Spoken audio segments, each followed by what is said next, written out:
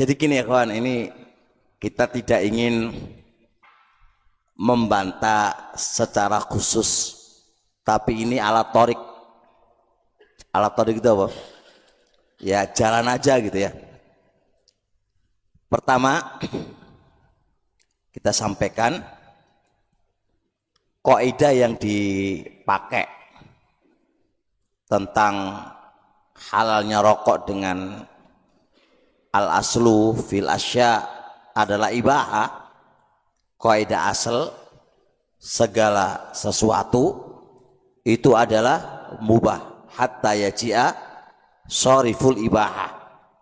Perhatikan kata setelahnya, sampai datang dalil yang memalingkan kemubahannya. Penerapan kaidah tadi, kalau kita mengeluarkan kaidah asal, berarti kita harus mendatangkan bukti-bukti atas haramnya rokok. Kalau kita nggak bisa mendatangkan bukti atas haramnya rokok, maka berarti apa? Berarti Anda nggak bisa mengeluarkan dari hukum asal. Taib. Sekarang kita lihat dari beberapa sisi. Ingat ya, ini saya tidak bahas secara khusus loh ya. Saya hanya lewat perjalanan gitu, lewat di jalan terus ngomong masalah ini. Beda kasusnya kalau dipersiapkan gitu ya. Pertama, kita keluarkan dari kaidah asal karena satu, rokok membahayakan. Kata bahaya bisa ditinjau saat itu atau akan datang. Bukti bahwasanya rokok adalah membahayakan adalah ahli kedokteran yang mengatakan itu. Yang kedua, al-ibrah di dalam pernyataan hukum yang memang asalnya tidak ada di Quran atau Sunnah adalah ahli di bidang itu. Dan ahli di bidang itu menyatakan bahwasanya rokok itu mengandung bahaya kepada dirinya, karena terkandung di rokok itu beberapa hal, racun atau yang lain yang sudah ma'ruf bagi semua orang. Yang kedua, larangan yang kedua, pada rokok itu apa? Mengganggu orang lain asapnya. Dan ini dilarang oleh syariat. La dharara wala dhirara. Enggak boleh membahayakan pada dirinya dan enggak boleh membahayakan kepada orang lain. Nah, kenyataan yang ada, asap rokok itu lebih bahaya kepada orang lain ketimbang asap rokok itu kembali ke dirinya. Taib. Kemudian selanjutnya di dalam rokok itu mengandung apa? Idha'atul mal, membuang-buang harta. Dan membuang-buang harta itu adalah diberikan sesuatu yang tidak ada manfaatnya, la dunia wala ukhrawiyah. Apakah rokok ada manfaat, keuntungan duniawiyah berupa kesehatan atau bisa mendatangkan uang? Tidak ada. Kepada seterusnya, apakah itu ada keuntungan yang kita dapatkan darinya? Enggak ada. Kata Rasulullah SAW, nah Rasulullah an idha'atil mal. Rasulullah melarang untuk menyia-nyiakan harta. Dan pada rokok itu terdapat apa? Menyia-nyiakan harta. Selanjutnya, di sana ada kaidah yang disepakati oleh para ulama. Syekhul Islam menyebutkan dalam kitab Majmu' Fatawa. Syekh Sa'di dalam beberapa kitab-kitab usulnya menyebutkan ad-dinu mabniyun ala jalbil masalihi wa daf'il madhari. Agama itu dibangun di atas mendatangkan kemaslahatan dan menolak kemadharatan. kemadharatan yang ditolak oleh agama kita terbagi menjadi dua. Ada kemadharatan 100%, yang kedua ada kemadharatan mayoritas dan kemaslahatan minoritas. Ketika sesuatu perkara itu mengandung kemadharatan mayoritas, ya, minoritas kemaslahatan, tetap dilarang. Jikalau sesuatu itu mengandung kemadharatan 100%, maka lebih-lebih lagi akan dilarang. Sekarang rokok kita lihat kemungkinan dua. Apakah dia 100% mengandung kemadharatan atau 60% ke atas atau 50% ke atas dan kemaslahatannya di bawah 50, maka tetap itu diharamkan oleh syariat dengan kaidah tadi la dharara wala dirara. Terusnya kita lihat lagi, ada mengatakan bahwasanya rokok nggak ada di zamannya Nabi. Oke, rokok memang tidak ada di zamannya Nabi. Tapi perhatikan berapa banyak Nabi alaihi salatu wasalam mengharamkan suatu hukum dikarenakan di situ mengandung madharat. Khomer Allah haramkan karena apa? Mengandung madharat. Apa madharatnya khomer? Menghilangkan, merusak akal. Karena Allah Subhanahu wa taala mengharamkan khomer bukan sekedar khomernya, karena khomer itu mengandung madharat. Perhatikan, mengandung madharat. Kenapa Allah Subhanahu wa taala mengharamkan riba? Karena riba mengandung apa?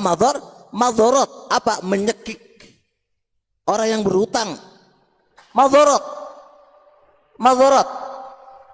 Kan masih banyak lagi syariat-syariat mengharamkan dikarenakan madharat, madharat.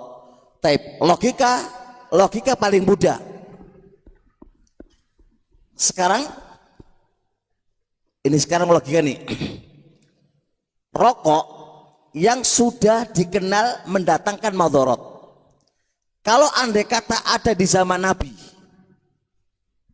ini kan kita mengandai ada di zaman Nabi, dan di zaman Nabi itu ada 3 model, Nabi dan para sahabatnya, yang ketiga orang-orang munafikun, yang ketiga bangsanya Abu Jahal dan yang lainnya.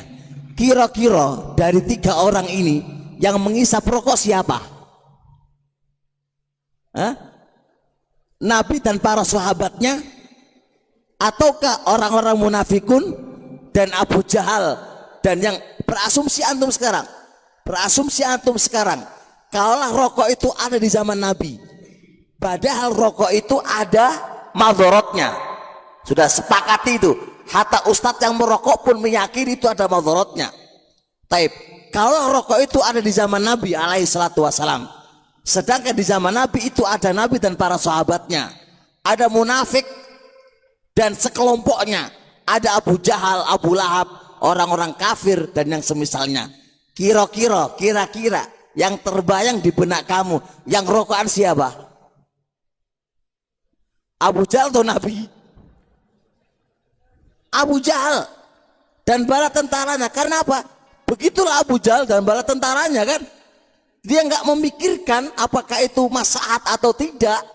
Kalau Nabi dan para sahabatnya selalu akan berpikir iki ono manfaat ya, opo ono madharate, kan gitu kan.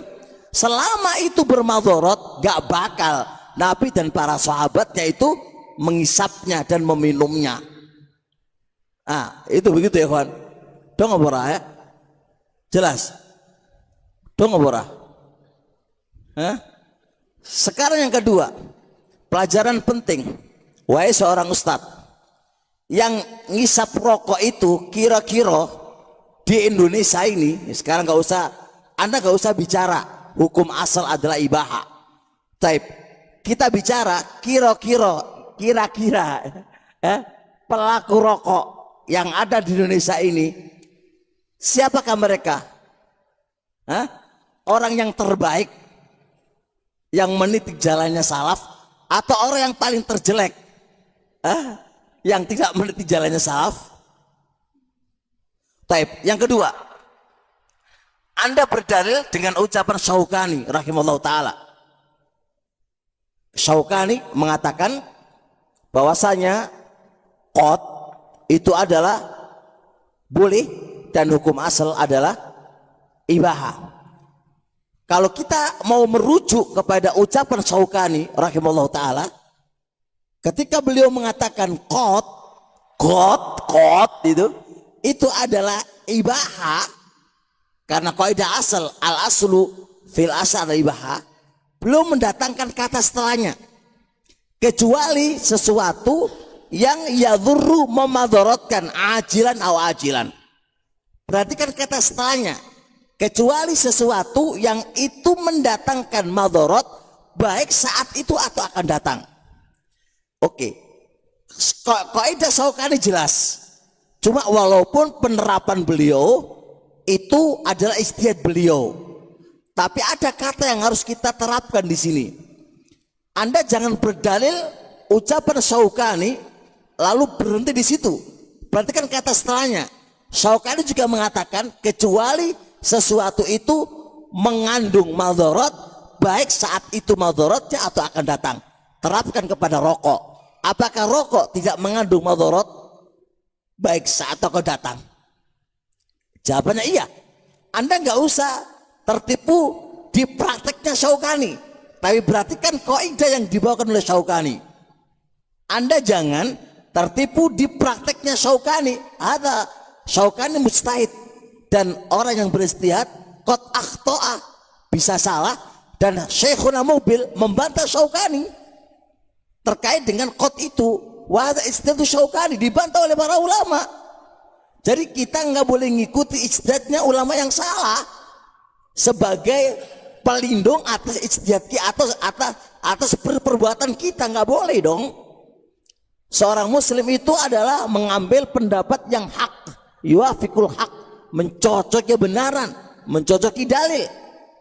Dan lihat ucapan Syaukani tidak mendukung pada rokok, karena beliau di kata setelahnya itu yang harus perhatikan juga, kecuali sesuatu yang mengandung madharat saat itu dan akan datang, dan rokok terapkan di situ. Bisa dipahami?